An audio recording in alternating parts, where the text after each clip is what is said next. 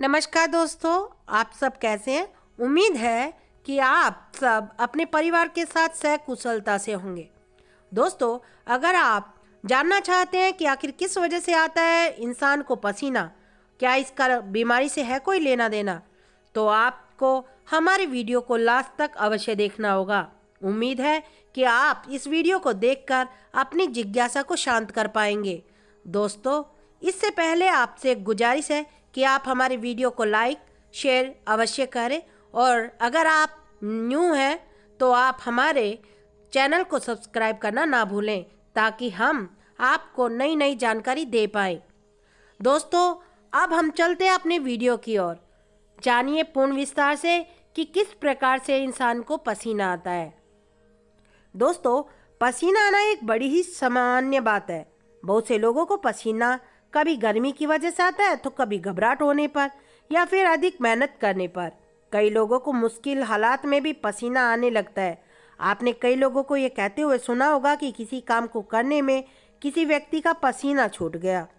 यदि हमसे यह सवाल किया जाए कि पसीना आखिर आता क्यों है, तो शायद हम में से बहुत ही कम लोग इस सवाल का जवाब दे पाएंगे। तो चलिए आज हम आपको बताते हैं कि पसीना आने के पीछे की वजह क्या है।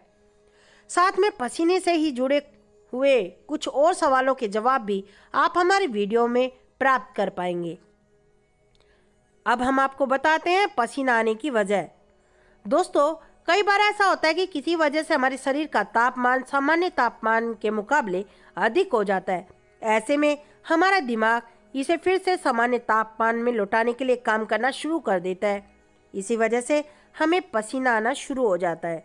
हमारे अंदर जो यह गर्मियाँ आती है वह ज़्यादा काम करने की वजह से हो सकती है, अधिक कसरत करने से हो सकती है, या फिर बाहर की गर्मी के कारण भी हो सकती है।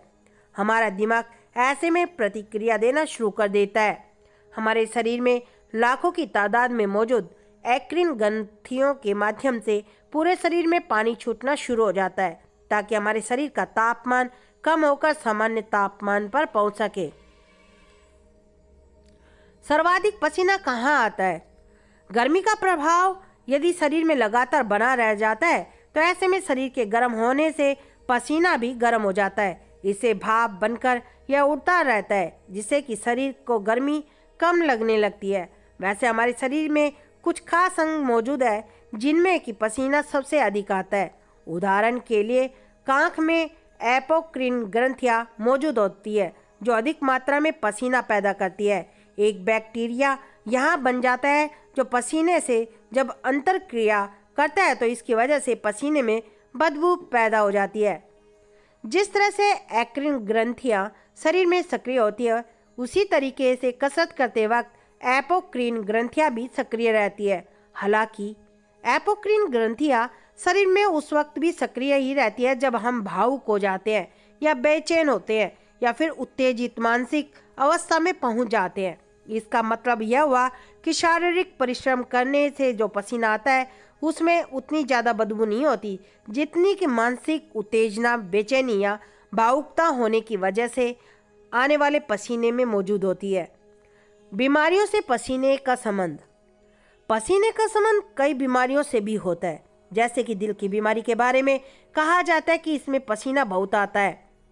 इसकी कई और वजह भी हो सकती है। दोस्तों, असामान्य रूप से पसीना यदि ज़्यादा आ रहा है तो यह इस बात की ओर इशारा करता है कि डॉक्टर को दिखाने की ज़रूरत आ पड़ी है।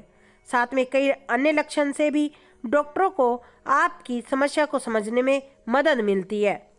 ऐसे में एक सवाल यह भी उठता है कि क्या अलग अलग लोगों से अलग अलग तरह का पसीना आता है? तो आपको बता दें कि कई कारकों पर यह बात निर्भर करती है। वैसे यह बात सही है कि अलग अलग लोगों में अलग अलग तरह से पसीना आता है। जिन लोगों का वजन ज़्यादा होता है और जो लोग मोटे होते हैं, पसीना उन्हें अधिक आता है।